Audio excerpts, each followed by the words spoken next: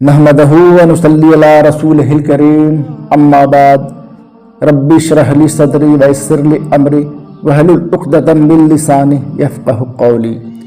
आज हम लोग का उन्वान है रोज़ा को फासिद करने वाले या तोड़ने वाले उमूर।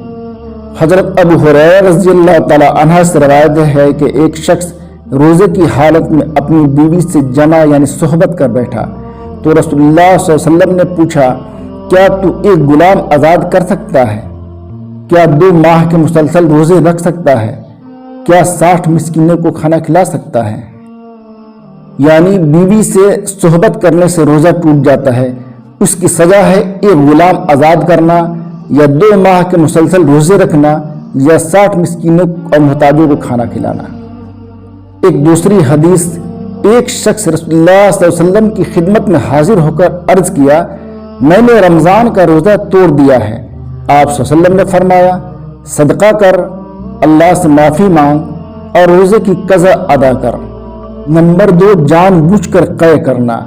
रसूलुल्लाह सल्लल्लाहु अलैहि वसल्लम ने फरमाया, जिस रोज़ादार को खुद ब खुद क़य आए इस पर कज़ा नहीं है, अलबत्ता जो रोज़ादार कसदन क़य करे वह कज़ा रोज़ा रखे।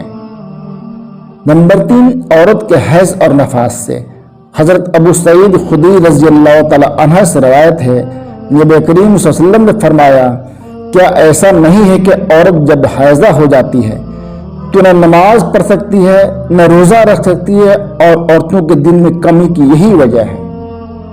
यानी औरतों को हर महीना जो खून आता है उसको हैज़ बोलते हैं, और बच्चे की पैदाइश के बाद 40 दिनों तक जो खून गिरता है उसको नफास बोलते हैं। हैज़ और नफास वाली औरत रोज़ा नहीं रख सकती न नमाज पढ़ सकती है, लेकिन नमाज की कज़ा नहीं है, अलबत्ता रोज़े की कज़ा है जो अदा करनी है। ये है रोज़ा तोड़ने वाले काम जिससे रोज़ा टूट जाता है।